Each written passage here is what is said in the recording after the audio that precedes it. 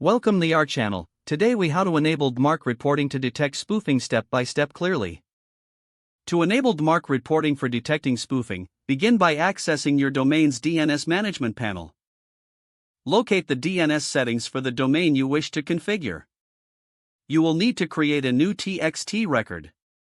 In the record name field, enter _dmarc.yourdomain.com, replacing yourdomain.com with your actual domain name. Next, in the value field, input the DMARC policy. A basic policy to start with could look like this: v equals DMARC1, p equals none, rua equals mail to your email at yourdomain.com. This value indicates that you're using DMARC version 1, with a none policy for monitoring, and specifies the email address for aggregate reports. If you want to receive forensic reports, add ruf equals mail to your email at yourdomain.com to the same value. Use semicolons to separate different parameters within the TXT record.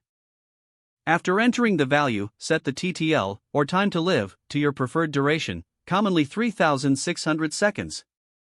Once you've entered the details, save the TXT record.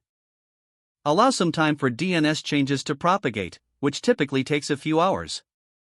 To verify that your DMARC record is set up correctly, use a DMARC check tool online.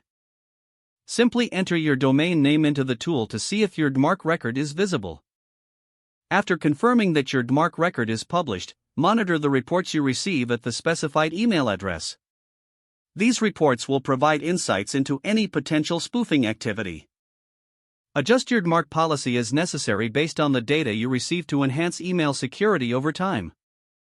Consider shifting to a more stringent policy, like P equals quarantine or P equals reject, once you're comfortable with the reports. This will further protect your domain from email spoofing. Regularly review your DMARC reports for ongoing domain integrity and security.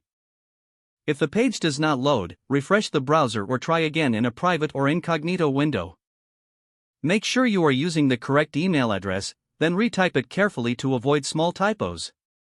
If your password is not accepted, use the reset option and create a new strong password you can remember. Check your spam folder for verification or security emails, then complete any requested confirmation steps. Enable two-factor authentication if available to improve account security and reduce unauthorized access risk. After signing in, review your profile details so your contact information and settings are accurate and current. If you see an error message, note it down and try again after restarting your device and internet connection. Log out when you finish, especially on shared devices, to keep your account and payment information secure. Don't forget to like this video and subscribe to our channel for more step-by-step tech guides.